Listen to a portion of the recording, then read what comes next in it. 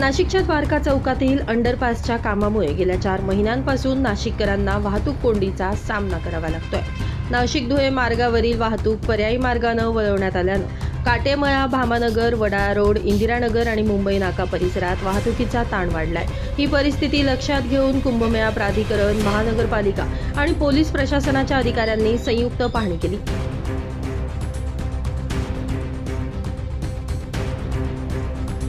अंडरपासचं काम गतीनं पूर्ण करण्याच्या सूचना संबंधित यंत्रणांना देण्यात आल्या असून 31 ऑगस्टपर्यंत नाशिक धुळे मार्ग वाहतुकीसाठी खुला करण्याचं लक्ष्य निश्चित करण्यात आलंय। मार्ग खुला झाल्यास पर्यायी रस्त्यांवरील वाहतुकीचा ताण कमी होऊन वाहन चालकांना मोठा दिलासा मिळण्याची शक्यता आता वर्तवली जाते। ऍक्च्युली द्वारकाचं जेव्हा काम मंजूर झाला तेव्हा आपल्याला माहित होता की हा खूप डिफिकल्ट प्रोजेक्ट होणार आहे आणि याच्यात सगळ्यात जास्त वाहतूक कोंडी या प्रोजेक्टमुळे होणार आहे ते माहितच होता।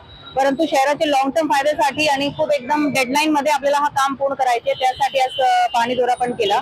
तर त्याच्यात मेजर जे आपले काही विषय आपल्याला पाहायचे होते की जे पाणी येतो पावसाळ्याचं तो वाहून स्टॉर्म वॉटर ड्रेनेज मध्ये जातोय की नाही, तर ते आज आम्ही चेक केला। तर ते टेक्निकल दृष्टीने ते चांगलं कन्स्ट्रक्शन चालू आहे ते सगळं।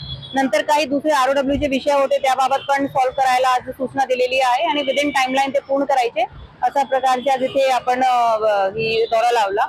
आपला टार्गेट आहे की MSIDC जी इम्प्लिमेंटिंग एजन्सी आहे त्यांच्याकडून पुढच्या 1 महिन्यात हा ऍटलीस्ट 1 मोर साइड ओपन केली पाहिजे। आता जसं फक्त एक साइडने जात आहे, कारण की हा जर ओपन झाला तर मग थोडा मुंबई नाक्याला थोडा रिलीफ येईल आणि तिथे पण आता आपल्याला पुढे काम सुरू करायचे आहे, तर ते पण काम सुरू होतील।